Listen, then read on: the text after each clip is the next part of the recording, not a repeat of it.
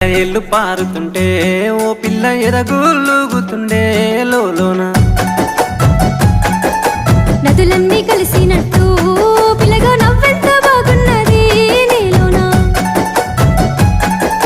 గాజుల సప్పులు గలుగల్లు మోగంగా గజ్జెల పట్టీలు గంతేసి ఆడంగా వరిగడ్డి మోపు ఎత్తి ఓ పిల్ల వయ్యారి నడుము పవే ఈ వేళ